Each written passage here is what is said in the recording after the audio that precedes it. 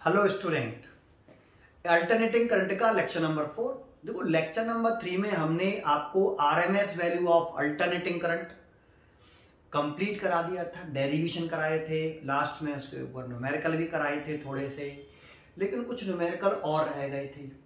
तो हम पहले उन न्यूमेरिकल को कंप्लीट करेंगे और आरएमएस वैल्यू ऑफ करंट के बारे में थोड़ी सी जानकारी और देंगे, फिर उसके बाद आगे हम कंटिन्यू करेंगे। तो हेडिंग लगाते हैं, थोड़ा सा आपको याद दिलाता हूं, जहां से हमने छोड़ा था लेक्चर नंबर 3 उससे आगे। RMS value of alternating current, root mean square value of alternating current, इसको शो करते हैं आईआरएमएस। तो वो आईआरएमएस का जो जनरल फॉर्मूला था, standard formula root mean square का। तो देखो, रूट मीन स्क्वायर, तो पहले करंट का आप स्क्वायर करिए। ये इंस्टेंटेनियस करंट होते हैं। इंस्टेंटेनियस करंट या alternating current at time t second, मतलब ऐसी करंट जो टाइम डिपेंडेंट हो। तो ये इंस्टेंटेनियस करंट का स्क्वायर करिए पहले, फिर उसकी मीन वैल्यू लीजिए। पहले करंट का स्क्वायर करें, फिर स्क्वायर करने के बाद उसका मीन लें। उल्टा चलना होता है ऐसे, पहले स्क्वायर करते हैं करंट का, फिर मीन लेते हैं, फिर उसका रूट ले लेते हैं, रूट। तो ये करंट कहलाती है हमारी आईआरएमएस। तो इसको ऐसे, ये स्टैंडर्ड फॉर्मूला। फिर इसके बाद हमने आपको आगे इसमें बताया था, एक पॉइंट तो हमने ये पढ़ाया था आपको पीछे। दूसरा पॉइंट हमने पढ़ाया था आपको कि इफ, अगर आपकी ये कौन सी करंट है, इंस्टेंटेनियस अल्टरनेटिंग करंट, या इसे हम alternating current at time t second भी बोलते हैं। ये होती है हमारा फॉर्मूला I बराबर I0 साइन ओमेगा t। अगर आपकी करंट की इक्वेशन, ये वाली जो करंट है I, अगर वो करंट की इक्वेशन ये है, देन इस वाले केस में हमने प्रूव करके दिखाया था आपको कि आईआरएमएस जो आ रहा है वो I0 बटे रूट 2। ये जो फॉर्मूला है आईआरएमएस बराबर I0 बटे रूट 2, ये तभी तक सही है जब तक करंट I की जो वैल्यू है, इस वाली I की जो वैल्यू है वो ये वाली है, I बराबर I0 साइन ओमेगा t। दूसरा पॉइंट हमने ये बताया था आपको, प्रूव भी करके दिखाया था इसको, ठीक है। तीसरा पॉइंट हम बता रहे हैं आपको इसमें, थर्ड पॉइंट मैंने आपको बताया था कि फॉर वन कंप्लीट साइकिल, के लिए आपकी फॉर वन कंप्लीट साइकिल के लिए साइन स्क्वायर ओमेगा टी की मीन वैल्यू, मीन मतलब एवरेज वैल्यू, और कॉस स्क्वायर ओमेगा टी की एवरेज वैल्यू 1/2 होती है। ये हमने लेक्चर नंबर 3 में पूरा डिटेल में समझाया है। अब तो रिवाइज करा रहा हूं, थोड़ा सा याद दिलाता हूं। Sine square omega t, cos square omega t की average value half, and sine, लेकिन कंप्लीट साइकिल के लिए है ना, साइन 2 ओमेगा टी की value average value, sine omega t की average value, cos omega t की एवरेज वैल्यू 0 होती है। ये हमने आपको लेक्चर नंबर 3 में समझाया। एक पॉइंट और याद दिला देता हूं, फोर्थ। अगर हमें किसी भी करंट के स्क्वायर की मीन वैल्यू निकालनी है, करंट के स्क्वायर की एवरेज वैल्यू निकालनी है, ये करंट के स्क्वायर की एवरेज वैल्यू, देखो ये बार का मतलब होता है एवरेज वैल्यू। अगर ये निकालनी है तो ये याद है आपको कैसे निकाल देते हैं, इंटीग्रेशन I स्क्वायर dt और इंटीग्रेशन dt, ये एवरेज वैल्यू निकालने का तरीका था। तो ये एक पॉइंट ये बताया था मैंने आपको पीछे, है ना, एक ये और एक ये और एक ये, ठीक है। ये पॉइंट मैं आपको लेक्चर नंबर 3 में समझा चुका हूं, ठीक है। उससे आगे इसमें हम पॉइंट सुनते हैं। देखो, एक छोटा सा पॉइंट बताऊं, इस आईआरएमएस को एक तो हम तो root mean square value of alternating current भी बोलते हैं। इसी के 3 नेम होते हैं। एक तो आप इसे root mean square value of alternating current, इस आईआरएमएस को, इसका एक नेम होता है वर्चुअल करंट, अगर वर्चुअल करंट कहता है दैट मीन्स IRMS। इसका एक और नेम होता है इफेक्टिव करंट। इफेक्टिव करंट, अगर आपको इफेक्टिव करंट कहता है दैट मीन्स IRMS। ठीक है, अच्छा ये 3 पॉइंट, इसी के 3 नेम होते हैं। ये वर्चुअल करंट बोल सकते हो, इफेक्टिव करंट बोल सकते हो, root mean square value of alternating current भी बोल सकते हो आप इसे। ठीक है, तो देखो एक एग्जांपल से शुरू करते हैं अब इसकी वैल्यू। एक एग्जांपल हम कर रहे हैं, एक एग्जांपल। ये क्वेश्चन मैंने क्वेश्चन छोड़ा था, यहां से ही हम कर रहे थे आगे। पहले लेक्चर नंबर 3 जरूर देखें, फिर कहता हूं तभी ये कंटिन्यू करें इस लेक्चर को। तो आपको कहता हूं करंट की अगर इक्वेशन, आपको करंट दे रखी है, उसकी इक्वेशन दे रखी है, equation of current, equation of alternating current I बराबर I0, I1 ले लेते हैं, I1 sign omega T plus I2 cos omega T, ये गिवन है। फिर कह रहा है फाइंड IRMS, ये तो इसे कैसे करेंगे? तो IRMS अगर कभी भी फाइंड आउट करना हो और I दे रखा हो तो ये वाले फॉर्मूले से निकालेंगे, इससे यूज नहीं करेंगे। ये तो ये वाला भी तो इसी से निकाला था। इक्वेशन ये हो, अगर करंट की इक्वेशन I बराबर I0 साइन ओमेगा टी तो IRMS इतना निकलता है। अब करंट की इक्वेशन ही बदल दी उसने, I1 sign omega T plus I2 cos omega T. फिर कह रहा है फाइंड IRMS। तो हम यहां से देखेंगे, तो हम पहले करंट का स्क्वायर करेंगे, फिर करंट का स्क्वायर करने के बाद उसका मीन वैल्यू निकालेंगे, मीन वैल्यू निकालने के बाद उसका रूट लेंगे। तो मैंने आपको शॉर्ट ट्रिक बताई थी, 1-2 क्वेश्चन करा चुका था वहां पे। तो शॉर्ट ट्रिक से करेंगे इसको। शॉर्ट ट्रिक कैसे? पहले तो आप इसका क्या करिए, स्क्वायर। तो I का स्क्वायर निकाल लीजिए। तो I का स्क्वायर निकालें तो I1 sign omega T plus I2 cos omega T, इसका क्या होल स्क्वायर। करंट का स्क्वायर करा, ये I है, इसका स्क्वायर कर लो। तो ऐसे, तो इसका होल स्क्वायर खोलें तो ये तो I का स्क्वायर हो गया, इसका होल स्क्वायर खोलिए तो कितना आएगा, I1 का square sine square omega T plus I2 का square cos square omega T plus A plus B का होल स्क्वायर खोल ले हो तो A का स्क्वायर हो गया, ये B का स्क्वायर प्लस 2AB, तो 2AB, तो A ये रहा, B ये रहा, तो I1 I2 sign omega t cos omega t. तो I का स्क्वायर इज इक्वल टू, आप इसे ऐसे लिख सकते हो, I1 का square sine square omega T plus I2 का square cos square omega T plus, देखो ये दिख रहा है 2 sine omega t cos omega t. तो आपने एक फॉर्मूला पढ़ा हो सबने, साइन 2 थीटा का फॉर्मूला क्या होता है, 2 sine theta into cos theta. अगर थीटा की वैल्यू, अगर थीटा की वैल्यू हम ओमेगा टी रखें तो साइन थीटा की जगह पे ओमेगा टी लिखते हैं, तो 2 omega t is equal to 2 sine omega t multiplied by cos omega t. तो दिख रहा है आपको ये 2 sine omega t cos omega t को लिख सकते हैं हम साइन 2 ओमेगा टी। तो 2 sine omega t cos omega T, इसकी जगह पे लिख सकते हैं साइन 2 ओमेगा टी। तो लिख दें I1 I2 और साइन 2 ओमेगा टी। ये हमने करंट का स्क्वायर निकाल लिया। अब करंट का स्क्वायर निकालने के बाद उसकी क्या निकालें, मीन वैल्यू।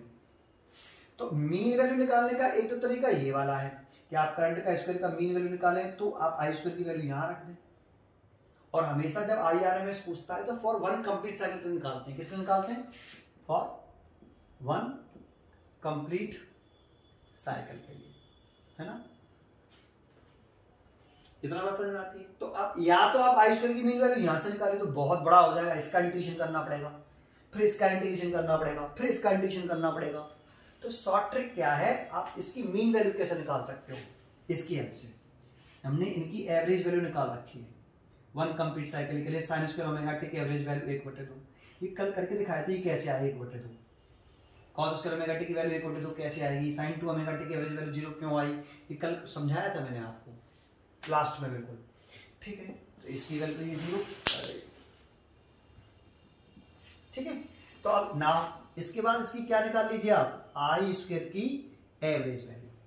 तो यहाँ I स्क्वायर की एवरेज वैल्यू निकालें तो देखो I टाइम डिपेंडेंट है, I की वैल्यू t की टाइम की वैल्यू चेंज होगी तो I की वैल्यू चेंज होगी। तो जो कांस्टेंट टर्म है I1 तो एक कांस्टेंट टर्म है, तो उसके ऊपर नहीं आएगा बाहर। इसकी एवरेज वैल्यू कैसे निकालेंगे, कांस्टेंट टर्म है तो उसकी एवरेज वैल्यू आई बन जाए। ये वेरिएबल है, टाइम के साथ चेंज हो रहा है, तो साइन स्क्वायर ओमेगा टी की एवरेज वैल्यू प्लस I2 का square cos square omega t की average value plus I1 I2 sine 2 omega t की एवरेज वैल्यू। ये आई स्क्वायर है, अब इसका एवरेज वैल्यू निकालना है क्योंकि IRMS निकालना है, तो आई स्क्वायर चाहिए फिर उसकी एवरेज वैल्यू चाहिए ऐसे।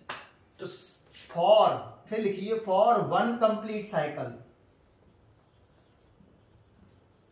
वन कंप्लीट साइकिल समझते हो, ये यहाँ पे टाइम होता है 0, यहाँ पे टाइम होता है T/2, यहाँ पे T, तो कंप्लीट साइकिल मतलब 0 से T के लिए हमने वैल्यू निकाल रखी है। साइन स्क्वायर ओमेगा टी की वैल्यू 1/2, इसकी वैल्यू 1/2, तो साइन स्क्वायर ओमेगा टी की एवरेज वैल्यू, इसकी एवरेज वैल्यू 1/2 और कॉस स्क्वायर ओमेगा टी की एवरेज वैल्यू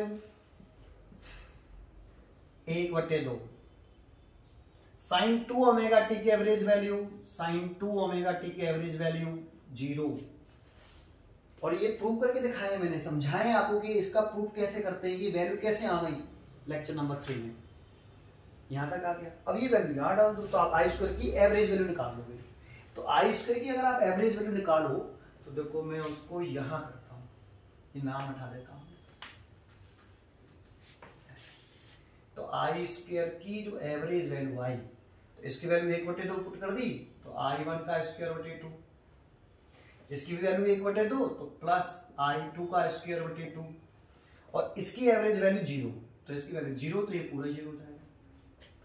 तो आपका ये सॉल्व करने पर इसकी एवरेज वैल्यू यहां से 2 एलसीएम ले लो, तो I1 का स्क्वायर प्लस I2 का स्क्वायर बटे 2, ये आई स्क्वायर का बार आया है, लेकिन निकालना क्या है हमें, IRMS। देन देयरफॉर अगर हमसे IRMS पूछ रहा है तो रूट के अंदर आई स्क्वायर की एवरेज वैल्यू, तो रूट के अंदर आई स्क्वायर की एवरेज वैल्यू हमने निकाली है, ये कितनी है ये वाली, तो कितना हो गया I1 का स्क्वायर प्लस I2 का स्क्वायर बटे 2, ये इसका आंसर हो गया। एक क्वेश्चन समझ में आया, ये हमने कल भी कराया था इस टाइप का एक क्वेश्चन, एक क्वेश्चन ये करा दिया, ठीक है। चलो नेक्स्ट क्वेश्चन देखते हैं, इसी टॉपिक के ऊपर क्वेश्चन कैसे आते हैं। तो एक क्वेश्चन समझ में आया आपको ये, ठीक है। आगे देखते हैं दूसरा क्वेश्चन, सेकंड क्वेश्चन।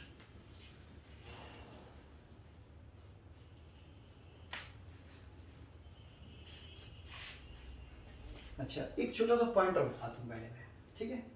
देखो अगर क्वेश्चन में कहे पीक करंट, तो ये कौन सी करंट है भाई, पीक करंट। इसके नेम बताए थे मैंने आपको, I0 का नेम, इस वाले I0 का, है ना, ये स्टैंडर्ड इक्वेशन होती है अल्टरनेटिंग करंट की। तो I0 का नेम होता है पीक करंट और मैक्सिमम करंट, और एक और नाम होता है इसका एम्पलीट्यूड करंट, है ना, ध्यान से सुनना, अच्छा पॉइंट है ये। इस I का नेम भी मैंने लिख रखा है, ये इंस्टैंटेनियस अल्टरनेटिंग करंट, इसका नाम होता है इंस्टैंटेनियस अल्टरनेटिंग करंट। एक और नेम होता है इसका alternating current at time t second, ठीक है। इस वाले आई का इसका नाम बता दिया। IRMS का नेम मैंने आपको बताया है, ये इसका नाम है root mean square value of alternating current, ठीक है। और इस अगर इक्वेशन ये है तो उसका फॉर्मूला ये भी बताया मैंने आपको, ठीक है। एक हमने ये भी पढ़ा, I average value for first half cycle, for first half cycle, ये क्या है, average value of alternating current for first half cycle. चलो यहां लिख दिया, तो इसको ऐसे लिख देते हैं आई एवरेज। ये रिवाइज करा रहा हूं आपको, ये सब करा चुका हूं मैं आपको, एक पॉइंट बताने वाला हूं बहुत अच्छा, इतना आया। तो इसकी वैल्यू आपको याद है 2I0/पाई first half cycle, that mean positive half cycle, ये पॉजिटिव हाफ साइकिल। यहां से यहां तक जितनी भी करंट है उन सबके एवरेज वैल्यू। और इसे आप ऐसे ही लिख सकते हो 0.637I0। पाई की वैल्यू 2 का डिवाइड करके, पाई में 2 का डिवाइड कर दो, सॉरी 2 में पाई का डिवाइड कर दो, ये वैल्यू आ जाएगी। ऐसे सेकेंड हाफ साइकिल में आई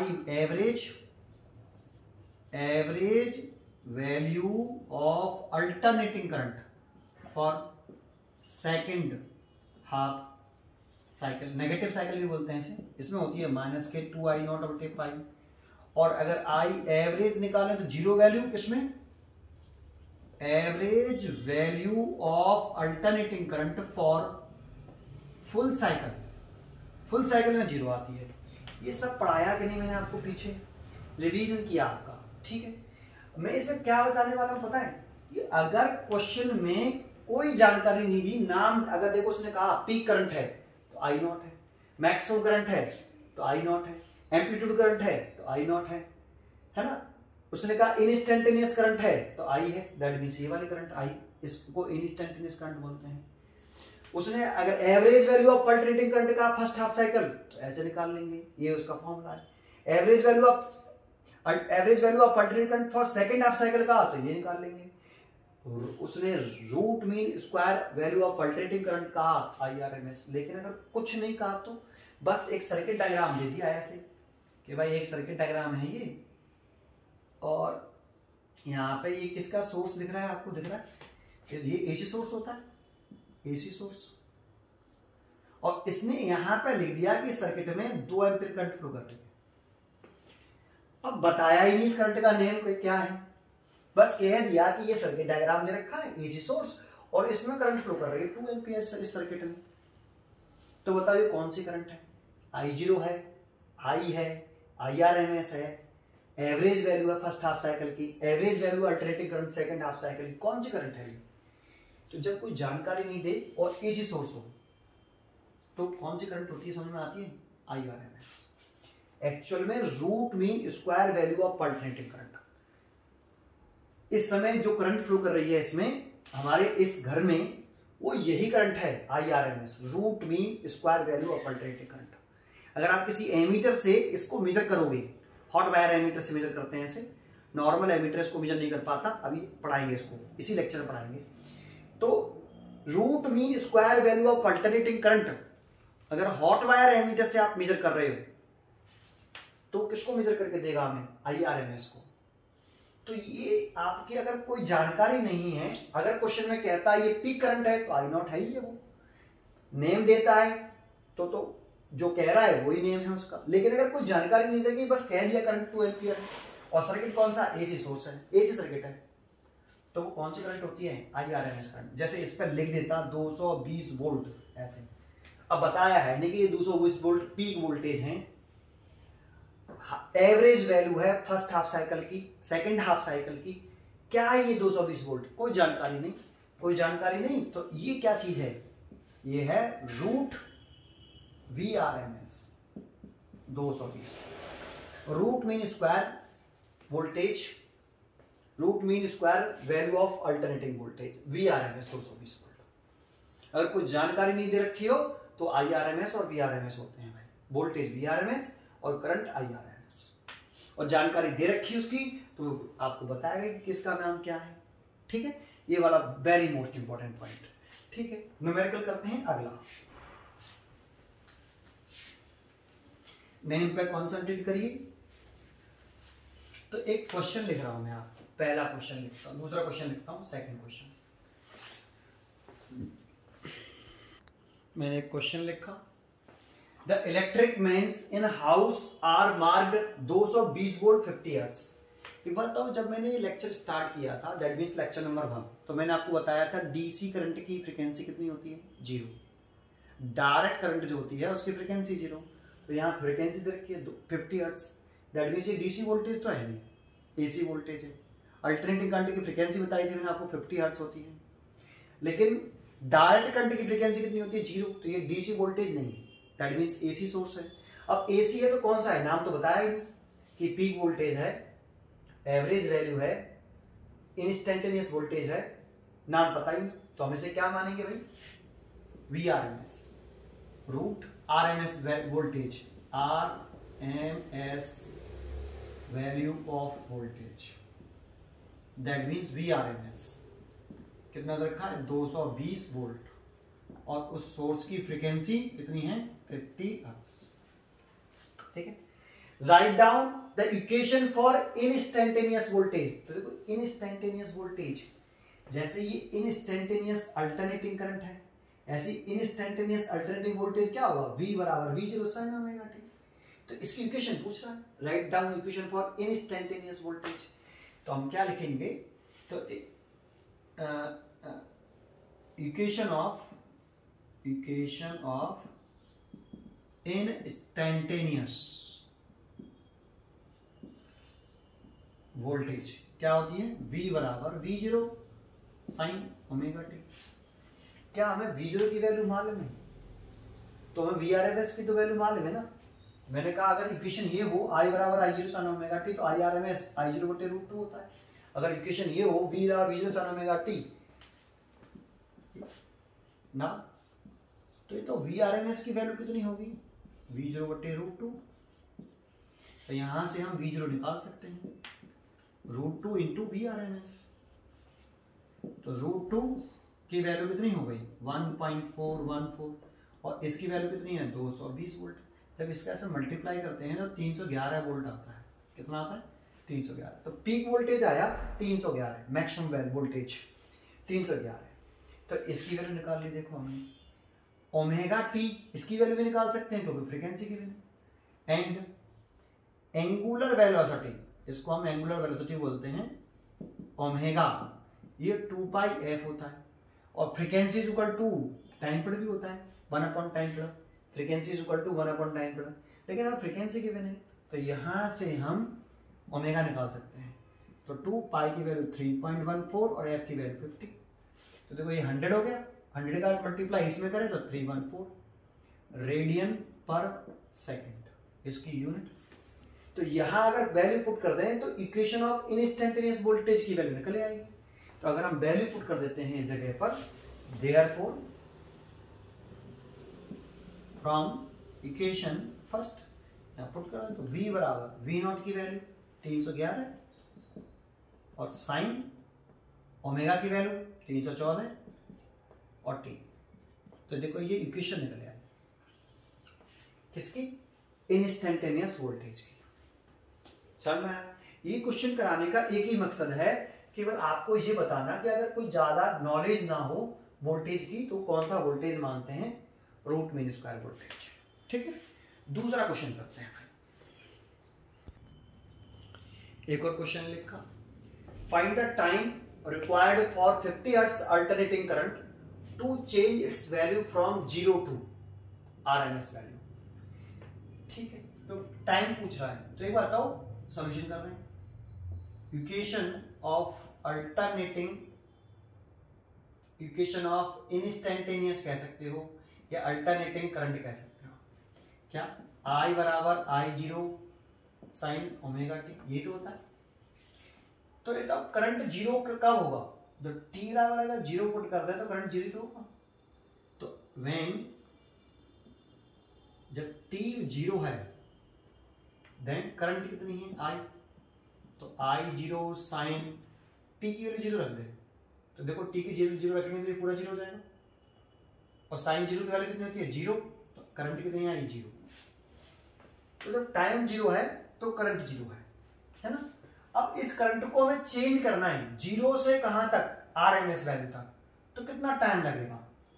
तो एट टाइम t पर हमने लेट किया कि I कितना हो गया, IRMS। ये जो करंट है ना, इस I का नेम क्या है जानते हो ना, alternating current at time t second.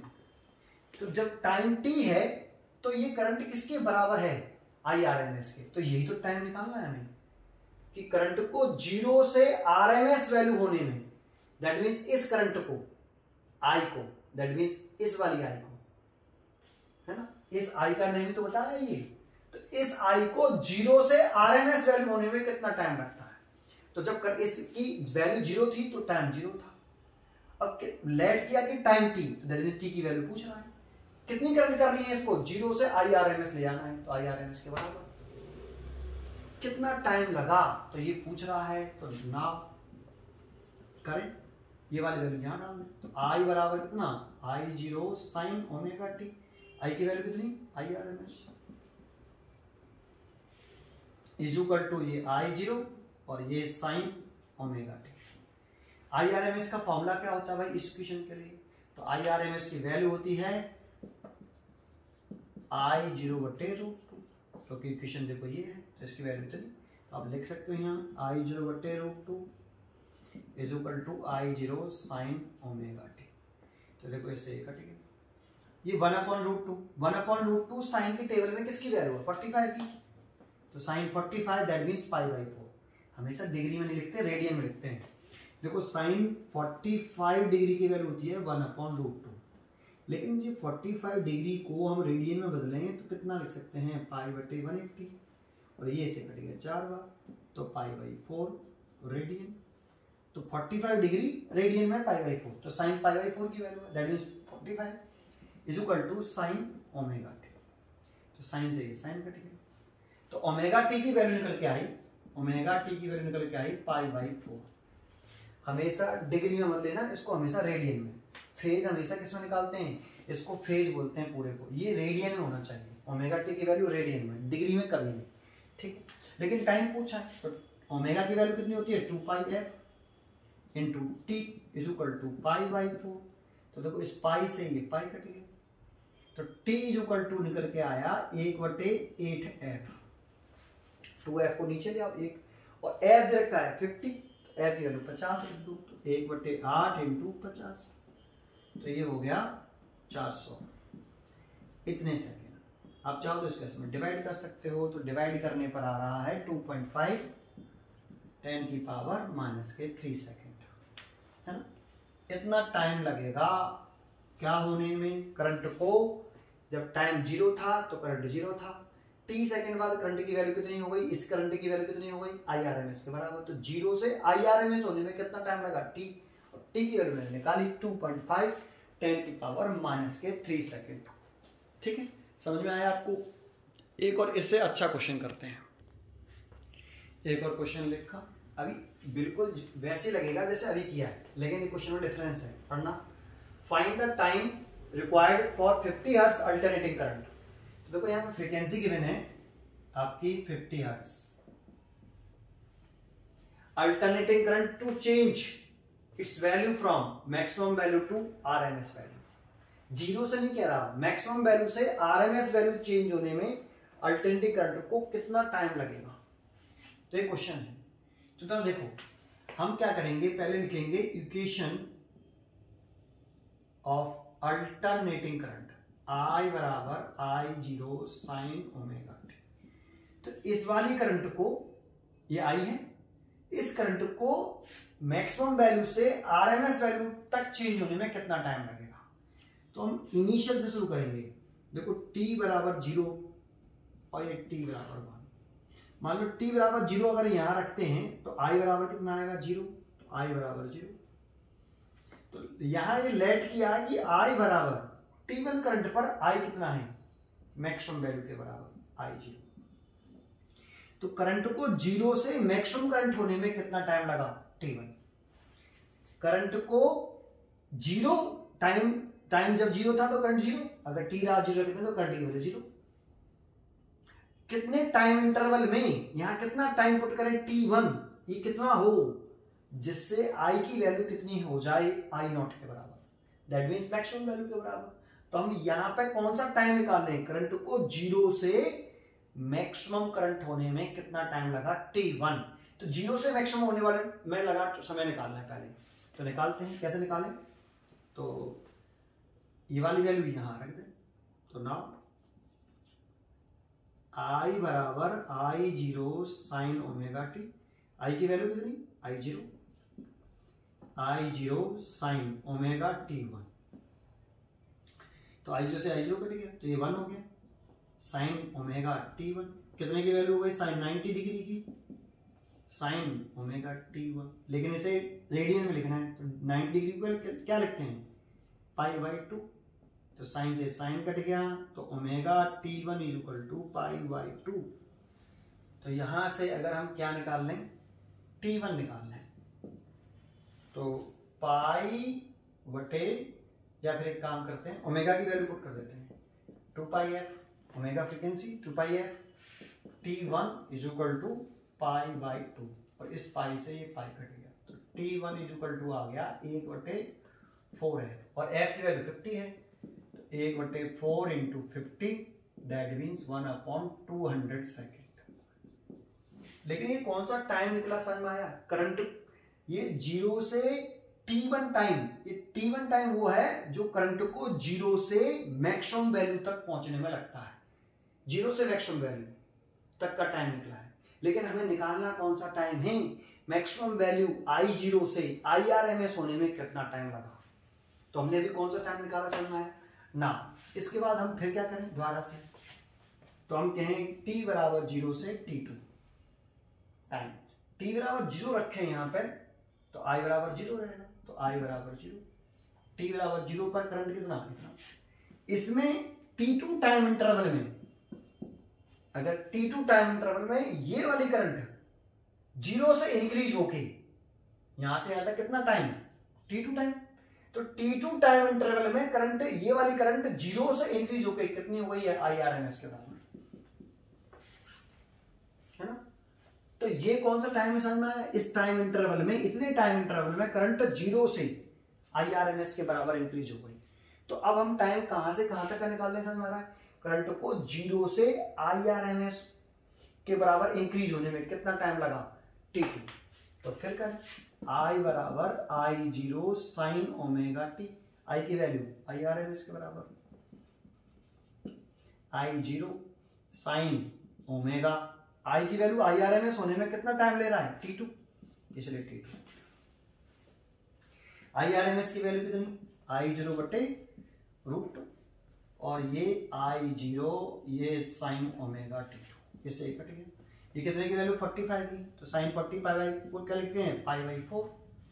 ये 45 डिग्री की वैल्यू इसे पाई बाई 4 लिख सकते हो, is equal to sine omega T2, इसे तो कट गया तो पाई बाई 4, ओमेगा की value 2 pi F into T2, pi से पाई काट दिया। तो यहां से T2 अगर निकालते हो आप तो T2 टाइम आएगा 2f को नीचे ले आए तो 8f 1/8f और f की वैल्यू है 50, दैट मीन्स 1/400 सेकेंड। तो आपने नोट किया करंट को 0 से मैक्सिमम वैल्यू तक पहुंचने में लगा समय कितना? T1, और करंट को 0 से IRMS तक पहुंचने में लगा समय कितना? T2। तो लेकिन हमें करंट कहां से कहां तक का टाइम चाहिए? मैक्सिमम वैल्यू से RMS वैल्यू या RMS वैल्यू से मैक्सिमम वैल्यू तक पहुंचने में कितना समय लगेगा? तो कैसे निकालेंगे? घटा के आया, देखो t बराबर 0 पर करंट कितनी? 0। जब T2 सेकेंड है, ये 1/400 सेकेंड आया है, जब टाइम T2 सेकेंड है तो करंट कितनी हो गई? IRMS के बराबर। IRMS मतलब I0 बटे √2 के बराबर, इतने टाइम इंटरवल में। और T1 इतने टाइम इंटरवल में, 0 से T2 टाइम इंटरवल में करंट यहां से यहां इतनी हुई, और T1 टाइम इंटरवल में करंट I बराबर कितनी हुई? I0। 0 से इतने टाइम इंटरवल में, यहां से यहां तक का टाइम, ये टाइम कहां से है? या 0 से T2 तक इतना टाइम इंटरवल, फिर ये वाला टाइम कहां से है? 0 से ही है, 0 से T1। तो हमें इन दोनों के बीच का टाइम निकालना है ना। तो कैसे निकालें? इस टाइम में, इस वाले टाइम में से ये वाला टाइम घटा दें तो ये वाला टाइम निकल आएगा। समझ में नहीं आया? तो ये टाइम कैसे निकलेगा? क्लियर है? तो T1 में से T2 घटा दो तो वो टाइम निकल आएगा, ठीक है ना। तो रिक्वायर्ड टाइम क्या हो गया हमारा? तो यहां कर देता हूं, then therefore required time t1 minus t2। t1 कितना है भाई 1/200 सेकेंड, और ये कितना है t2 1/400 सेकेंड। ये t1 टाइम है जीरो, करंट जीरो से I0 होने में, और ये टाइम है जीरो से IRMS होने में। लेकिन हमें निकालना है IRMS और I0 के बीच में टाइम, I0 और IRMS के बिटवीन टाइम, तो सब कर देंगे। क्लियर है? तो कितना आ जाएगा, ये 400 एलसीएम ले लिया, तो ये 2 - 1 दैट मीन्स 1/400। और देखो इसको लिख सकते हैं 1/4 और 10 की पावर -2, ये ऊपर ले गए 10 की पावर -2, इसका इसमें डिवाइड करेंगे तो 0.25 आएगा, 10 की पावर -2 दैट मीन्स 2.5 10 की पावर -3 सेकेंड। इतना समय लगेगा। समझ में आया कैसे निकालेंगे? अगर हमसे कहता 0 से IRMS का टाइम बताइए, तो 0 से IRMS कहता तो टाइम हो गया हमारा कितना 1/400 सेकेंड। पहला क्वेश्चन यही था हमारा। अगर कहता 0 से मैक्सिमम वैल्यू होने में टाइम बताइए, तो ये आंसर ये गया कितना 200 सेकेंड। ये 0 से मैक्सिमम वैल्यू करंट को प्राप्त करने में लगा समय। लेकिन वो कह रहा है मैक्सिमम से RMS होने का समय निकालिए, तो कैसे निकालेंगे? क्लियर है? ठीक है, 3 क्वेश्चन बनते हैं इसमें यहाँ। क्लियर है? ठीक है, अगला क्वेश्चन देखते हैं। एक क्वेश्चन और लिखा, calculate the RMS value of alternating current sound figure. देखो फिगर दे रखा है और कह रहा है इसमें RMS वैल्यू निकालो, तो इसमें आप IRMS वैल्यू कैसे निकालेंगे? तो देखो इसमें एक फॉर्मूला होता है, आपने पढ़ा हो, IRMS रूट करंट के स्क्वायर का एवरेज वैल्यू, करंट के स्क्वायर की एवरेज वैल्यू है ना। तो ये तो इस डायग्राम में देखें, अगर यहां हम लिख लें, यहां लिख लें हम ये I1 है, या एक काम करते हैं प्लस के 2 एम्पीयर लिखा है ना, ऐसे लिख लेंगे। तो देखो इसकी I कैसे निकालेंगे जरा देखो, एक ऐसे तो कर सकते हैं। देखो हम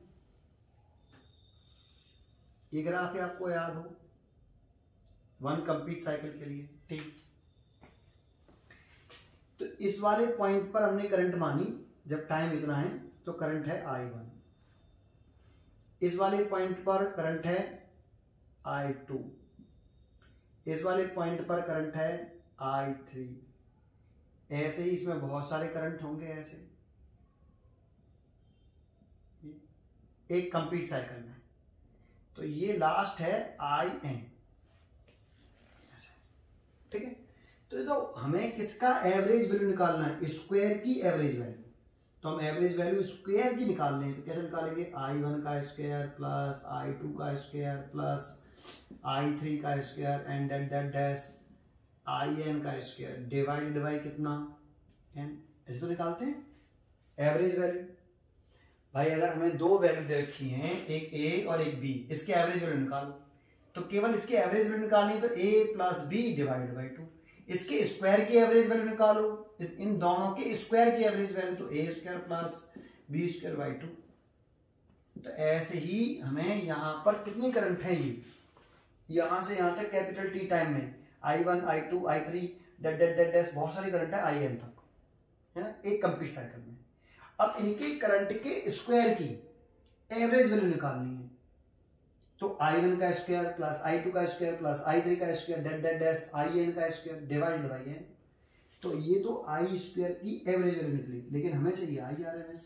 तो IRMS लिखें तो रूट के अंदर I स्क्वायर का बार, तो रूट के अंदर I1 का स्क्वायर प्लस I2 का स्क्वायर प्लस I3 का स्क्वायर। देखो I स्क्वायर की बार की वैल्यू पुट कर दो आप यहाँ, डेट डैश कितना प्लस IN का स्क्वायर डिवाइडेड बाई n। तो ये फॉर्मूला बन गया, है ना। देखो ये तो हमने सिंपल लॉजिक से निकाल दिया, लेकिन आप चाहो तो इसे प्रूव भी कर सकते हो पूरे तरीके से। कैसे? तो जरा समझें, यहाँ कॉन्सेंट्रेट करें।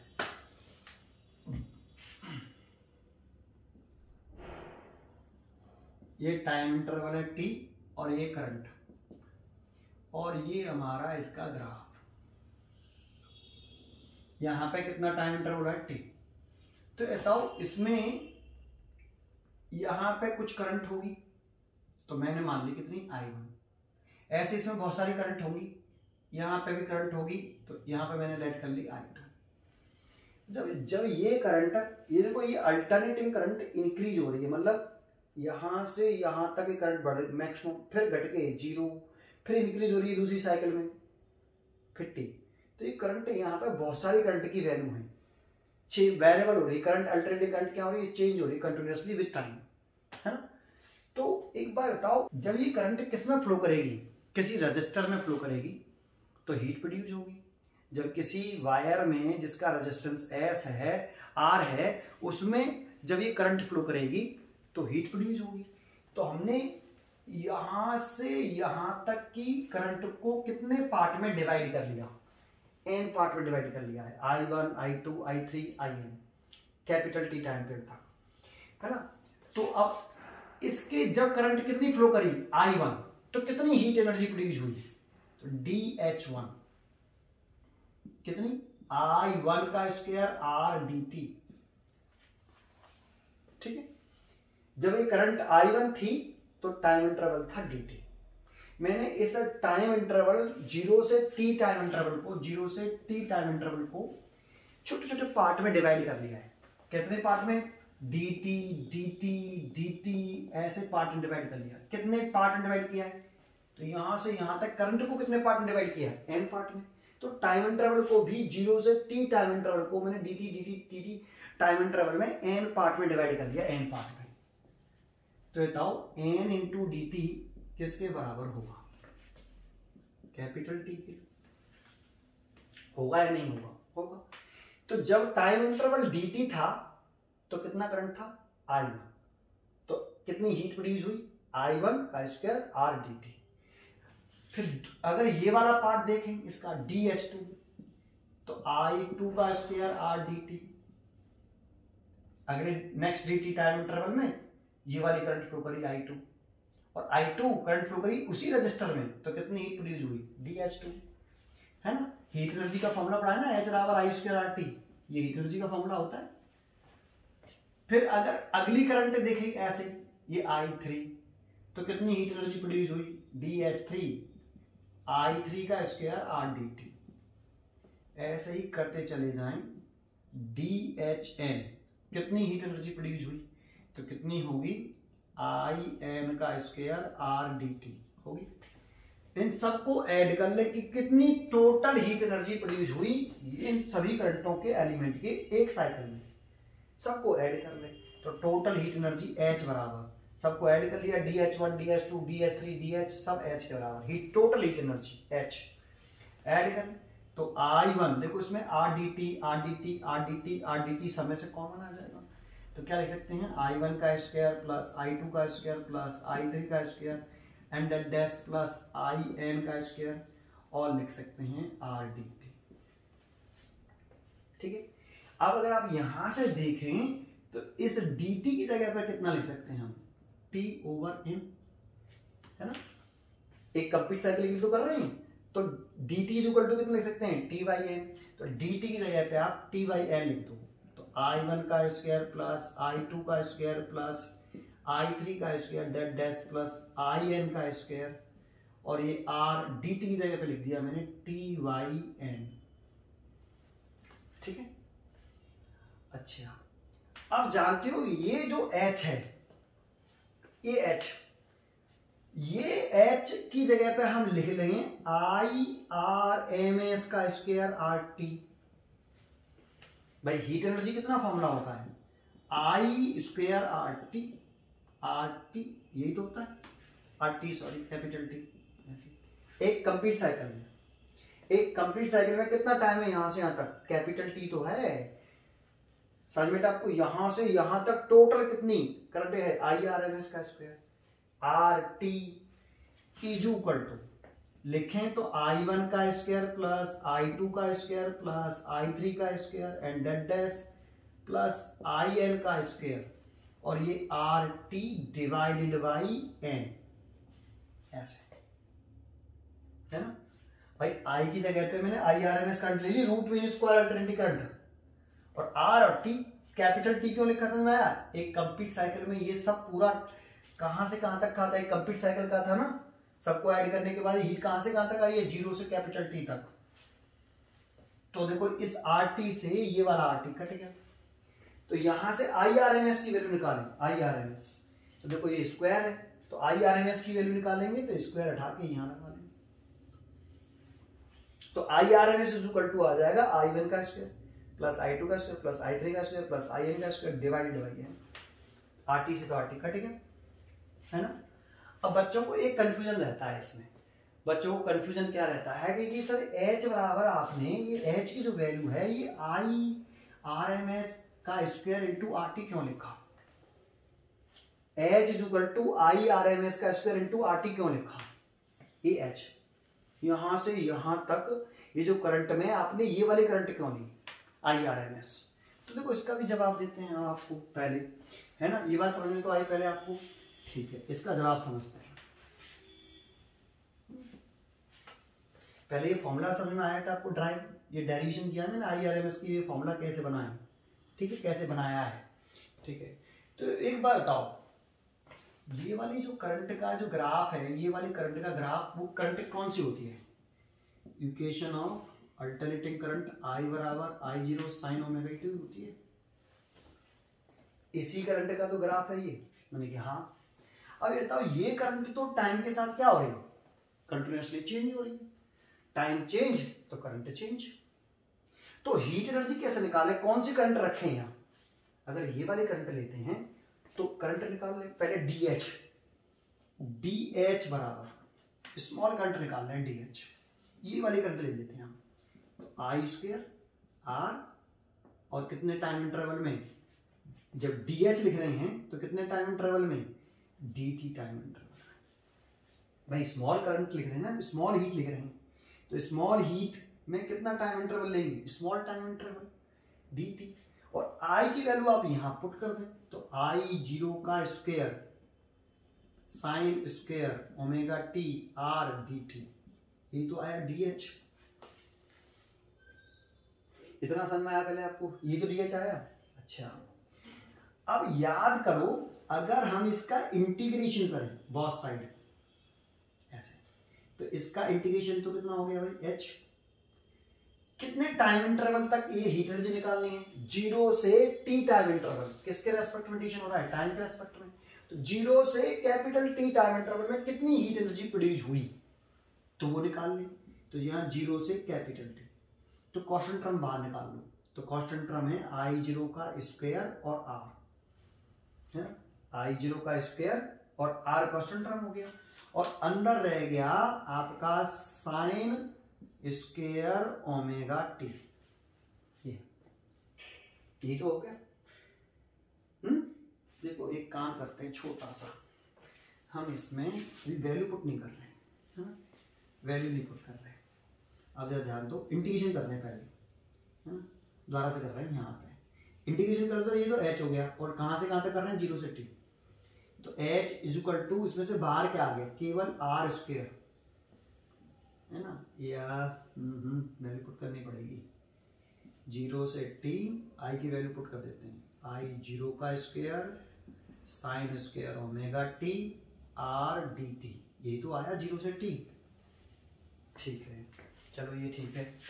अब हम क्या करें, r बाहर निकाल लें, बस केवल r बाहर निकाल लो, 0 से t आई जीरो का square sine square omega T D T, ये लिखा रहने हैं।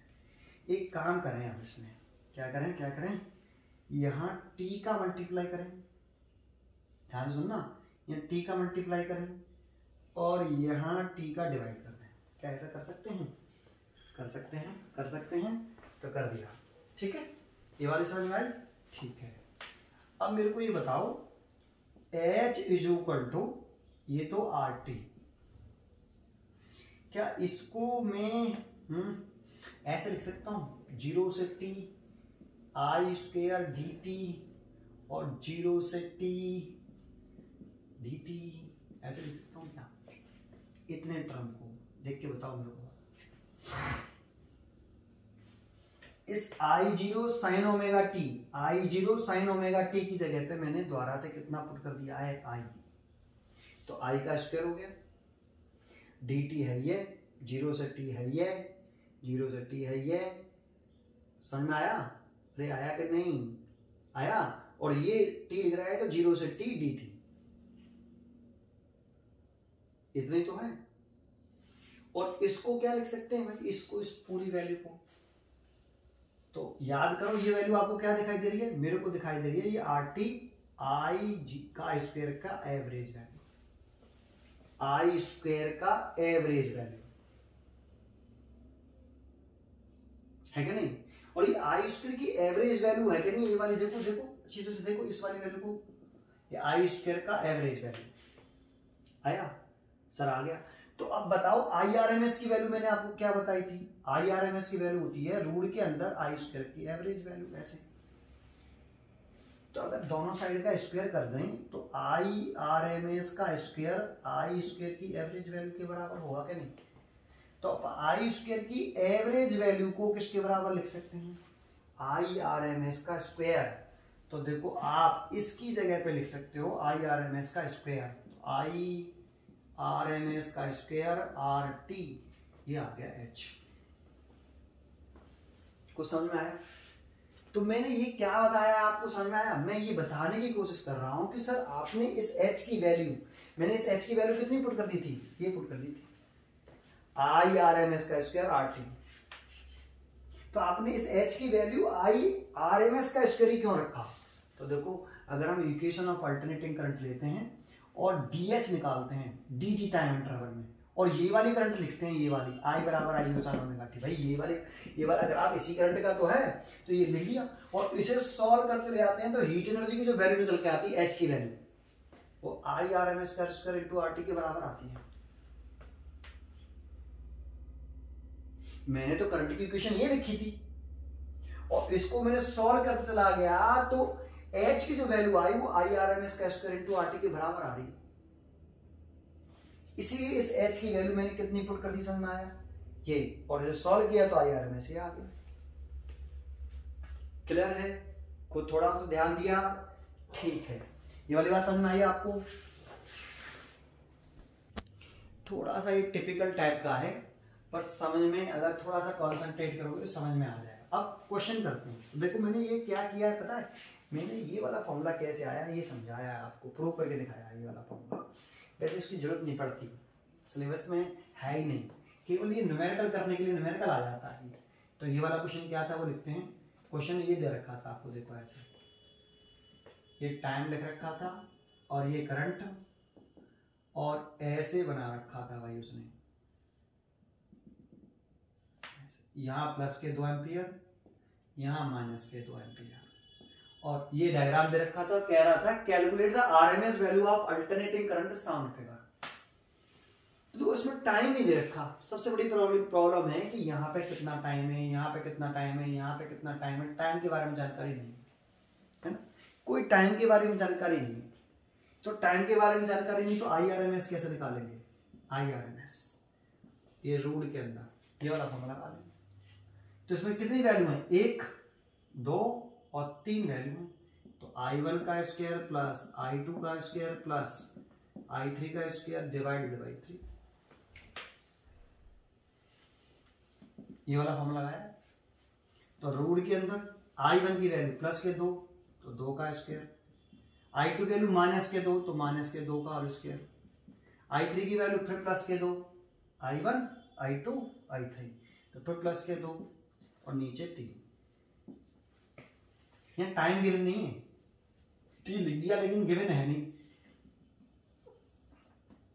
4 हो गया, 4 और 4 3, तो ये कितना हो गया 8 12, 3 बार 4 बार, 4 बार कट गया तो रूट 4 का 2 एम्पियर। तो IRMS कितना आ गया 2 एम्पियर। तो इसका जो ग्राफ बनाना चाहेंगे, अगर हम ग्राफ बनाना चाहें तो जैसे इसी में बनाएं, ये है ना, ये अलग से बना दें कि भाई ये टाइम है और ये कौन सी करंट है IRMS। तो ऐसे कितनी करंट है 2 एम्पियर, ये IRMS का ग्राफ हो गया। IRMS के लिए 2 एम्पियर आएगी। कुछ समझ में आया? लेकिन अगर टाइम गिवन हो तो देखो मैंने जो डेरिवेशन किया है कितने टाइम इंटरवल के लिए किया है, 0 से t के लिए किया है, 0 से ये t के लिए किया था। तो एक कंप्लीट साइकिल के लिए निकालते हैं IRMS, तो यहाँ पे तो गिवन नहीं था, अगर टाइम गिवन होता तो कैसे करते हैं, है ना। एक क्वेश्चन तो ये आ गया। दूसरा क्वेश्चन देखते हैं, क्योंकि मैं दूसरा क्वेश्चन लिखता हूँ पहले, फिर लिख लेता हूँ फिर कराता हूँ। देखो एक सिमिलर क्वेश्चन लिखा है, लेकिन उस क्वेश्चन में और इस क्वेश्चन में डिफरेंस क्या है जानते हो, इसमें टाइम इंटरवल गिवन है, दिख रहा है। अभी जो क्वेश्चन हमने लिखा था वो ये था, ये t तो लिख दिया था, यहाँ करंट लिख दी थी I, ये 2 एम्पियर प्लस का, ये माइनस के 2 एम्पियर और प्लस के 2 एम्पियर, लेकिन कहाँ कितना टाइम इंटरवल है कोई जानकारी नहीं थी, दिख रहा है। तो इसमें फिर हम सारे करंट ले लेंगे IRMS निकालने के लिए, ठीक है। लेकिन इसमें आपको टाइम इंटरवल दे रखा है, तो जानते हो कभी भी IRMS निकालते हैं और तो एक कंप्लीट साइकिल में निकालते हैं हमेशा, 1 कंप्लीट साइकिल में, है ना। और अगर टाइम गिवन हो, जो टाइम गिवन होगा, अगर IRMS पूछ रहा है एक गिवन, उसने अपना टाइम दे दिया, जैसे क्वेश्चन आया था पीछे 0 से टाउ के लिए IRMS फाइंड आउट करो, टाउ 0 से टाउ, तो हमने किया था लेक्चर नंबर 3 में, है ना। तो यहां इसमें यहां टाइम गिवन है, तो जब हम IRMS वैल्यू लिखें, IRMS का फॉर्मूला लगाएं रूट के अंदर, ये I1 का स्क्वायर प्लस I2 का स्क्वायर प्लस डैश IN का स्क्वायर डिवाइडेड बाई n। तो इसमें जितनी भी करंट है ये एक 1 कंप्लीट साइकिल के लिए लेनी चाहिए अगर टाइम गिवन हो तो 1 कंप्लीट साइकिल कहां पर हुई, यहाँ पे, यहां से यहां तक हाफ साइकिल और यहां से सेकंड हाफ साइकिल, तो यहीं तक के करंट लेंगे बस केवल। तो जरा देखो, फ्रॉम 0 t बराबर 0 से टू t बराबर t/2 तक I1 कितनी है, देखो ये यहां से यहां तक करंट कांस्टेंट है, कितना टाइम हो गया यहाँ पे 0 से t/2, कितनी करंट हो गई 1 एम्पियर, तो प्लस 1 एम्पियर, एंड t बराबर t/2 टू t बराबर t/2 से t तक, दैट मीन्स ये वाली करंट यहां तक बस के बाद, ये कितनी करंट है माइनस के 2 एम्पियर, तो I2 बराबर माइनस के 2 एम्पियर। ये हो गया कि नहीं, ये कंप्लीट साइकिल 0 से कैपिटल T, तो बस यही 2 करंट लेंगे, आगे नहीं लेंगे, 1 कंप्लीट साइकिल में निकालते हैं, ठीक है। तो आप ये कितना लिख लो, फिर आप ये अगर ये डायरेक्ट नहीं लगाना चाहते तो आप ये लिख लो, मीन स्क्वायर, पहले आप mean square that means average square, value of current over 1 complete cycle, that means पहले आप आई स्क्वायर की एवरेज वैल्यू निकाल लो, ओनली आई स्क्वायर की एवरेज वैल्यू निकालें 1 कंप्लीट साइकिल में, तो कितनी आएगी I1 का स्क्वायर प्लस I2 का स्क्वायर डिवाइडेड बाई 2, है ना। तो देन IRMS का फॉर्मूला क्या होता है, तो रूट के अंदर I स्क्वायर का बार, तो IRMS कितना होगा, रूट के अंदर I स्क्वायर का बार की वैल्यू I1 का स्क्वायर प्लस I2 का स्क्वायर डिवाइडेड बाई 2, ये तो लिख रहे थे हम अभी। फर्क समझ में आया आपको इस क्वेश्चन में और पहले वाले क्वेश्चन में, डिफरेंस समझ में आ रहा है। यहाँ टाइम गिवन है, तो कभी भी IRMS पूछे तो 1 कंप्लीट साइकिल में निकालो, उसमें तो टाइम ही गिवन नहीं था, तो फिर सारे लेने पड़ेंगे, हमें क्या मालूम पड़ेगा कहाँ से कहाँ तक कंप्लीट साइकिल है ना। देखो यहाँ पे ये इतना है, अब बच्चे सोचते हैं कि देखो ये आधा हो गया, ये आधा, तो देखो यहाँ पर टी लिख रखा है उसने, ये थोड़ी है यहाँ पर टी लिखा है, यहाँ टी लिख रखा है, तो यहीं पे 1 साइकिल हो गई, यहाँ पे थोड़ी हुई 1 साइकिल, क्लियर है। तो वो तो लिखेगा तभी तो मालूम पड़ेगी कहाँ पे 1 साइकिल है, क्लियर हुआ। तो अब इसे सॉल्व कर लो, तो IRMS निकल आएगा, तो रूट के अंदर I1 का स्क्वायर, I1 की वैल्यू कितनी है 1 एम्पियर, तो उसका स्क्वायर 1 ही रहेगा, माइनस के 2 का स्क्वायर 4 हो जाएगा, डिवाइडेड बाई 2, तो ये हो गया रूट के अंदर 5/2, दैट मीन्स रूट के अंदर 2.5, और इस 2.5 का रूट ले लेते हैं तो ये आता है 1.6 एम्पियर, 1.6 एम्पियर अप्रोक्सीमेट IRMS। अब हमसे क्वेश्चन में क्या कह रहा है, सो RMS current in this graph. तो IRMS करंट कितनी आ रही है, 1.6 एम्पियर आ रही है। तो देखो ये 1 एम्पियर, ये 2 एम्पियर, तो 1.6 अप्रोक्सीमेट यहाँ, ठीक है। तो ये आपका IRMS यहाँ लिख दो 1.6 एम्पियर, और ये ग्राफ हो गया IRMS का। ये कांस्टेंट करंट होती है IRMS, ठीक है। ये आपका आंसर हो गया। ग्राफ ऐसे रिप्रेजेंट कर सकते हो आप इसका। क्लियर हुआ, ठीक है। तो इसमें आगे एक पॉइंट बताता हूं, बहुत ही अच्छा पॉइंट है, जरा समझना इसको। क्या अल्टरनेटिंग करंट को हमारा मूविंग कॉइल गैल्वेनोमीटर या सिंपल एमीटर मेजर कर सकता है? क्वेश्चन पूछेगा क्या मूविंग कॉइल गैल्वेनोमीटर या फिर सिंपल एमीटर, केवल एमीटर, अल्टरनेटिंग करंट को रीड कर सकता है, मेजर कर सकता है? तो आंसर है नहीं। तो क्यों नहीं मेजर कर सकता, एक्सप्लेनेशन दीजिए, है ना। तो हम कैसे एक्सप्लेन करेंगे उसको, जरा वो समझते हैं। तो एक बात बताओ, हमारी जो अल्टरनेटिंग करंट है, अल्टरनेटिंग करंट, इसका ग्राफ अगर हम बनाते हैं तो इसकी अल्टरनेटिंग करंट की इंडिया में जो फ्रीक्वेंसी है वो 50 हर्ट्ज है। ये इसके बारे में मैं थोड़ी सी पहले बात कर चुका हूं, फ्रीक्वेंसी के बारे में। तो इसका ग्राफ कैसे बनता है अल्टरनेटिंग करंट का टाइम के साथ? तो ऐसे ये कितनी साइकिल हो गई, एक साइकिल, ये एक साइकिल यहां से यहां तक, एक साइकिल, 1 साइकिल, ये अब हो गई 2 साइकिल, ये अब हो गई 3 साइकिल। ऐसी कितनी साइकिल बनेंगी, 50 साइकिल। ये हो गई 50 साइकिल भाई कंप्लीट। कितने टाइम में? तो ये टाइम 1 सेकेंड में। क्योंकि फ्रीक्वेंसी 50 हर्ट्ज है, इसका मतलब है 50 साइकिल पर सेकेंड, ठीक।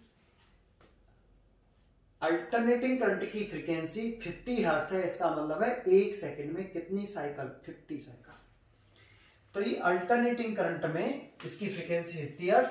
तो फ्रीक्वेंसी कैसे कहते हैं? Number of cycle in 1 second is called frequency. Number of cycle कह सकते हो, नंबर ऑफ रिवॉल्यूशन कह सकते हो, number of revolution, number of oscillation in 1 second. Important होता है 1 सेकेंड। तो number of cycle in 1 second is called frequency. तो 50 साइकिल पर सेकेंड इसकी फ्रीक्वेंसी है। दैट मींस 1 सेकेंड में कितनी साइकिल अल्टरनेटिंग करंट की, 50 साइकिल। तो हमने 1 सेकेंड के अंदर 50 साइकिल लगाई, है ना। तो एक बार बताओ, 50 साइकिल कंप्लीट करने में कितना समय लगा?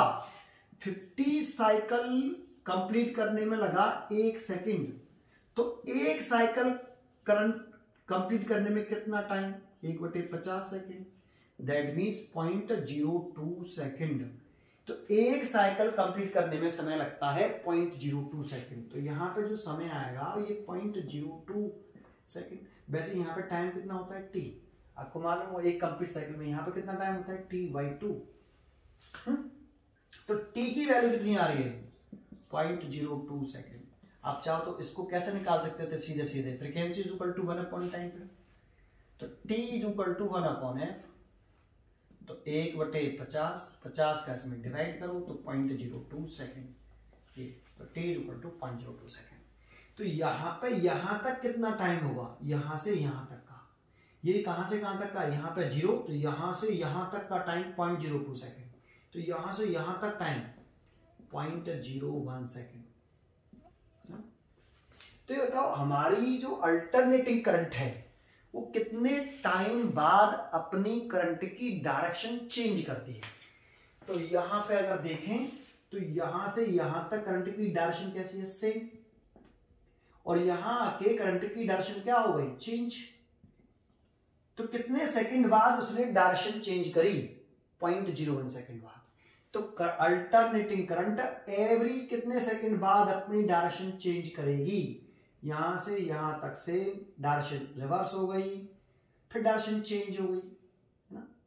तो यहां समझ में आपको, तो कितने सेकंड बाद डायरेक्शन चेंज हो रही है, एवरी 0.01 सेकंड में अल्टरनेटिंग करंट अपनी डायरेक्शन क्या करती है, चेंज करती है। यही सबसे इंपॉर्टेंट पॉइंट है इसमें कि moving coil galvanometer alternating current को मेजर या डिटेक्ट क्यों नहीं कर पाता, या एमीटर अल्टरनेटिंग करंट को मेजर क्यों नहीं कर पाता।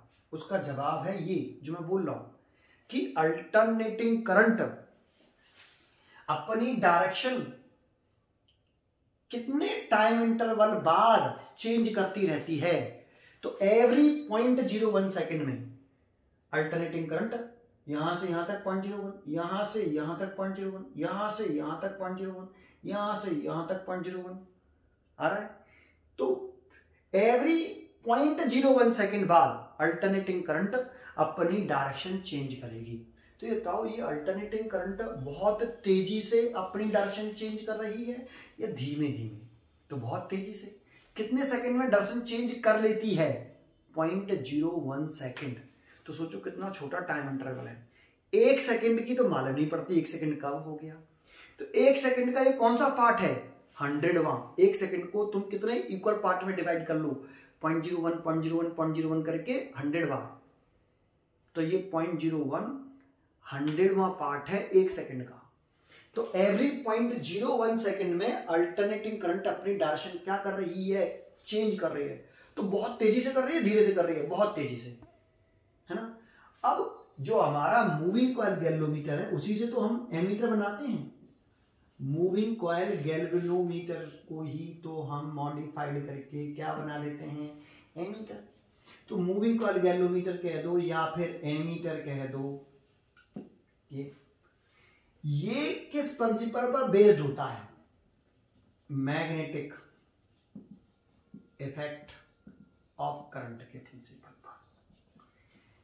मूविंग कॉइल गैल्वेनोमीटर या एमीटर किस प्रिंसिपल पर बेस्ड होता है? मैग्नेटिक इफेक्ट ऑफ करंट के बेस पर। मैग्नेटिक इफेक्ट ऑफ करंट का मतलब क्या है कि देखो, अगर हम करंट की डायरेक्शन, ये करंट है, इस पॉइंट पर मैग्नेटिक फील्ड की डायरेक्शन निकालें, तो करंट की डायरेक्शन ये फिंगर टुवर्ड द पॉइंट्स, तो मैग्नेटिक फील्ड की डायरेक्शन अंदर की तरफ, ये है ना। अगर हम करंट की डायरेक्शन चेंज कर दें, तो हमने करंट की डायरेक्शन रिवर्स कर दी, पहले करंट ऊपर था अब नीचे कर दिया, तो इस पॉइंट पर मैग्नेटिक फील्ड की डायरेक्शन भी चेंज हो जाएगी। करंट की डायरेक्शन ये finger toward the points, magnetic field आएगा ऊपर की तरफ। तो करंट की डायरेक्शन चेंज होने से मैग्नेटिक फील्ड की डायरेक्शन चेंज होती है ना। तो इसमें ये जो मूविंग कॉइल गैल्वेनोमीटर है ना, ये 0 वाली पोजीशन, ही करंट, ये जो निडल है इसकी इधर की तरफ जा रही है पॉजिटिव में, और फिर जब ये वाली कंडीशन है, करंट ऐसे है तो ये इधर की तरफ डिफ्लेक्ट हो गई। अगर हम करंट की डायरेक्शन बदलें तो इस निडल की डायरेक्शन भी चेंज होगी। अगर करंट की डायरेक्शन हम रिवर्स कर दें, करंट की डायरेक्शन रिवर्स करें, तो इसमें ये निडल डिफ्लेक्ट अब इस साइड में होगी। करंट ये है तो डिफ्लेक्शन ये रहा, करंट ऐसे तो करंट की डायरेक्शन जस्ट रिवर्स कर दी तो डिफ्लेक्शन की डायरेक्शन भी रिवर्स हो जाएगी। ये प्रिंसिपल होता है किसका? मूविंग कॉइल गैल्वेनोमीटर का। तो जितनी तेजी से करंट की डायरेक्शन चेंज होगी उतनी तेजी से मैग्नेटिक फील्ड की डायरेक्शन भी चेंज होगी, और उतनी तेजी से ये निडल की डायरेक्शन भी चेंज होगी। तो ये बताओ, करंट की डायरेक्शन तो एवरी कितने टाइम इंटरवल में चेंज होती है? एवरी 0.01 सेकेंड में चेंज होती है। तो ये निडल क्या इतने समय में, भाई पहली डायरेक्शन ये 0.01 सेकेंड बाद ये, फिर 0.01 सेकेंड बाद ये, फिर 0.01 सेकेंड बाद ये, तो क्या ये निडल अपनी इतनी तेजी से अपनी डायरेक्शन को चेंज कर सकती है? क्या ऐसे ऐसे ऐसे इतनी तेजी से डायरेक्शन चेंज कर सकती है ये निडल? एवरी 0.01 सेकेंड में ये यहां, फिर 0.01 सेकेंड में यहां, फिर 0.01, तो ये कर ही नहीं पाएगी इतनी तेजी से। तो एक इनर्शिया की वजह से कैसे दिखाई देगी? स्टेशनरी। ये ऐसे नहीं करेगी क्योंकि इतनी तेजी से वो अपनी डायरेक्शन चेंज कर ही नहीं सकती। समझ में? क्योंकि करंट की डायरेक्शन एवरी 0.01 सेकेंड में चेंज होगी, तो ये निडल के डिफ्लेक्शन होने की डायरेक्शन भी एवरी 0.01 सेकेंड में चेंज होनी चाहिए। इनर्शिया की वजह से ये निडल ऐसा कर नहीं सकती, तो ये कैसे दिखाई देगी? केवल स्टेशनरी, रेस्ट में दिखाई देगी। इसीलिए अल्टरनेटिंग करंट को ये मूविंग कॉइल गैल्वेनोमीटर मेजर नहीं कर पाता। क्यों नहीं कर पाता? क्योंकि मूविंग कॉइल गैल्वेनोमीटर में अगर हम अल्टरनेटिंग करंट फ्लो करा देंगे तो ये अल्टरनेटिंग करंट की डायरेक्शन वेरी रैपिडली चेंज होती है, और इतनी तेजी से फिर मैग्नेटिक फील्ड की डायरेक्शन चेंज होगी, उतनी तेजी से इस निडल की डायरेक्शन चेंज होनी चाहिए, लेकिन निडल इनर्शिया की वजह से ऐसा कर नहीं पाएगी, इसीलिए कैसे दिखाई देगी? स्टेशनरी। इसीलिए ये अल्टरनेटिंग करंट को मेजर नहीं कर पाता। कुछ समझ में आया? एक, लेकिन किसी किसी किताब में आप देखोगे तो आंसर लिखेगा कि moving coil galvanometer average value को मेजर करता है। मूविंग कॉइल गैल्वेनोमीटर किसको मेजर करता है? फुल साइकिल में एवरेज वैल्यू को मेजर करता है, और अल्टरनेटिंग करंट की फुल साइकिल में एवरेज वैल्यू कितनी होती है? 0। आई एवरेज फुल साइकिल कितनी? 0। और मूविंग कॉइल गैल्वेनोमीटर मेजर किसको करता है? इसी वैल्यू को, जो कितना है? 0। इसीलिए मूविंग कॉइल गैल्वेनोमीटर किसको मेजर नहीं कर सकता? अल्टरनेटिंग करंट को मेजर नहीं कर सकता। अल्टरनेटिंग करंट कौन सी होती है भाई? IRMS। इसको मेजर करते हैं सारे डिवाइस। IRMS को अल्टरनेटिंग करंट माना जाता है। कुछ समझ में आया? ये वाली बात समझ में आई? ठीक है। अच्छा, तो जानते हो इस करंट को मेजर करने के लिए फिर एक नया डिवाइस बनाया। वो डिवाइस था हॉट वायर एमीटर। कौन से वायर से अल्टरनेटिंग करंट को, दैट मींस IRMS करंट को मेजर किया जाता है? Hot wire ammeter.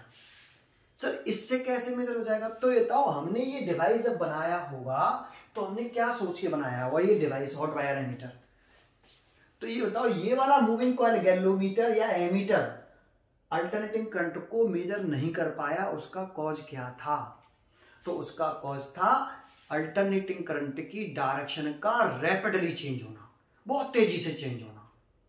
उस तेजी से चेंज होने की वजह से ये मेजर नहीं कर पा रहा था। डायरेक्शन का चेंज होना ही ये मेजर नहीं कर पा रहा था। तो हम एक ऐसे प्रिंसिपल की तलाश में थे जो करंट की डायरेक्शन से इंडिपेंडेंट हो। उस प्रिंसिपल पर हम एमीटर बनाएंगे। तो वो प्रिंसिपल क्या था? Heating effect of current. तो हॉट वायर एमीटर किस प्रिंसिपल पर काम करता है? हीटिंग इफेक्ट ऑफ करंट के प्रिंसिपल पर। मूविंग कॉइल गैल्वेनोमीटर किस प्रिंसिपल पर काम करता है? मैग्नेटिक इफेक्ट ऑफ करंट पर। लेकिन हॉट वायर एमीटर किस प्रिंसिपल पर काम करता है? Heating effect of current. जानते हो, अगर तुम वायर में ऐसे करंट फ्लो कराओ तब भी वायर हीट होगा। करंट के डायरेक्शन बदल दो, करंट ऐसे फ्लो कराओ तब भी वायर गर्म ही होगा, ठंडा तो होगा नहीं। वायर में तुम करंट ऐसे फ्लो कराओगे, इस डायरेक्शन में करंट फ्लो कर रही है तो वायर हीट होगा, करंट की डायरेक्शन बदल दोगे तब भी वायर हीट होगा। इसीलिए हीटिंग इफेक्ट ऑफ करंट एक ऐसा प्रिंसिपल है जो करंट की डायरेक्शन से कैसा है? इंडिपेंडेंट है। लेकिन ये कैसे काम करता है हॉट वायर एमीटर, ये हमारे सिलेबस में नहीं है। बस इतना जान लो कि hot wire ammeter alternating current को IRMS को मेजर करता है। ये क्यों नहीं करता, उसका जवाब दिया। थोड़ा सा डिफरेंस और बताऊं, थोड़ा सा डिफरेंस और बताता हूं। देखो, एक डिफरेंस ये है कि ये केवल एमीटर या मूविंग कॉइल गैल्वेनोमीटर DC को मेजर कर सकते हैं ओनली। किसको मेजर नहीं कर सकते? AC को। अभी रीजन दिया, अल्टरनेटिंग करंट को ये मेजर नहीं कर सकते। जबकि जानते हो ये DC को भी मेजर कर सकते हैं, डायरेक्ट करंट को भी मेजर कर सकते हैं, और अल्टरनेटिंग करंट को भी मेजर कर सकते हैं। ये दोनों करंटों को मेजर कर सकते हैं हॉट वायर एमीटर। एक दूसरा, ये जब आपने मूविंग कॉइल गैल्वेनोमीटर पढ़ा था तो एक फॉर्मूला पढ़ा था NIAB बराबर C थीटा या C फाई, याद आया? तो I बराबर क्या रखते थे हम? C over NAB phi. तो I प्रोपोर्शनल टू फाई। ये तो इसमें अगर इफ I की वैल्यू फाई की वैल्यू 1 2 3 4 5 एंड सो ऑन, तो करंट की वैल्यू भी 1 2 3 4 5। दैट मीन्स इसमें जो स्केल होता है, इसका जो स्केल होता है वो लीनियर स्केल होता है। कैसा स्केल होता है? लीनियर स्केल, मतलब गैप बराबर बराबर होते हैं, ये गैप बराबर होंगे। दैट मीन्स स्केल लीनियर होने का मतलब ये गैल्वोमीटर, तो ये 0 है, तो ये 1 है, ये 2 है और ये 3 है। तो ये जो गैप है ना, ये वाला गैप, दैट मीन्स ये 5 हो गया, ये 5 होता है इतना, है ना, ये द्वारा से 5, निडल एक ही है, वो घूम के दिखा रहा है, ठीक है ना। तो ये जो गैप होते हैं ये बराबर बराबर डिस्टेंस पर होते हैं। इसमें कितने का डिफरेंस है? एक का, इन दोनों में एक का, इन दोनों में एक का, इन दोनों में एक का डिफरेंस है। इसमें भी एक का है, इसमें भी एक का है, इसमें भी एक का है, इसमें भी एक का है। समझ में आया? तो इसमें मूविंग कॉइल गैल्वेनोमीटर में जो स्केल होते हैं वो लीनियर होते हैं because I proportional to 5, because I proportional to 5, very most important. जबकि इसमें ये किस प्रिंसिपल पर काम करता है? हीटिंग इफेक्ट ऑफ करंट पर। तो H बराबर होता है I² RT और हीट प्रोपोर्शनल टू थीटा होता है, 5 होता है, सॉरी, थीटा प्रोपोर्शनल टू 5। तो H प्रोपोर्शनल टू IR², तो H प्रोपोर्शनल टू I² और H प्रोपोर्शनल टू 5, तो 5 प्रोपोर्शनल टू I²। अगर I की वैल्यू 1, 2, 3, 4, 5 ऐसे है तो 5 की वैल्यू कितनी होगी? I की वैल्यू 1 तो 5 की वैल्यू 1, I की वैल्यू 2 तो 2 का स्क्वायर करेंगे तो 4, I की वैल्यू 3 तो 5 की वैल्यू 9, 4 तो 16, 25। तो इसमें जो स्केल होता है वो नॉन लीनियर स्केल होता है। नॉन लीनियर मतलब शुरुआत में स्केल पास पास होते हैं, ये 0 वाला शुरुआत में ये 1 एम्पियर, ये 2 एम्पियर, फिर 3 एम्पियर के बीच में गैप बढ़ जाएगा, 4 एम्पियर के बीच में गैप और जाएगा, ये गैप कम, फिर गैप थोड़ा सा बढ़ेगा, फिर थोड़ा सा और ज्यादा हो जाएगा, फिर गैप और ज्यादा हो जाएगा। सर क्यों? क्योंकि देखो यहाँ इन दोनों के बीच में तो डिफरेंस 1 का है, इन दोनों के बीच में डिफरेंस 1 का है, इन दोनों के बीच में डिफरेंस 1 का है। तो देखो इन करंटों में तो डिफरेंस 1 का दिखाया है, लेकिन जो डिफ्लेक्शन है इन दोनों के बीच में शुरुआत में 3 का डिफरेंस है, फिर इन दोनों के बीच में देखोगे तो 5 का डिफरेंस हो गया है, और इन दोनों के बीच में देखो तो डिफरेंस और बढ़ गया, इन दोनों के बीच में देखोगे तो डिफरेंस और बढ़ गया। ये फाई क्या है समझ में? एंगल है। जब करंट 0 से 1 एम्पीयर पे आई तो ये एंगल, और यही करंट 1 से 2 पे आएगी तो ये एंगल बढ़ गया ना, डिफरेंस देखो 3 का हो गया यहाँ पे, तो ये एंगल ज्यादा होगा, 1 से 2 पे आएगी तब, तो एंगल ज्यादा करने के लिए गैप को बढ़ा देंगे। तो इसमें जो स्केल होता है वो कैसा होता है? स्केल नॉन लीनियर होता है और इसमें स्केल लीनियर होता है। तो क्वेश्चन पूछता है कि हॉट वायर एमीटर में स्केल नॉन लीनियर क्यों होता है? तो हम कहेंगे उसमें जो डिफ्लेक्शन है, ये डिफ्लेक्शन करंट के स्क्वायर के साथ डायरेक्ट रिलेशन होता है, और इसमें लीनियर क्यों होता है? क्योंकि करंट जो डिफ्लेक्शन है वो करंट के साथ डायरेक्टली प्रोपोर्शनल होता है। समझ में आया आपको? ठीक है, कल इससे आगे देखेंगे हम inductive reactance, capacitive reactance, impedance and phasor diagram next lecture में। ठीक है, ओके।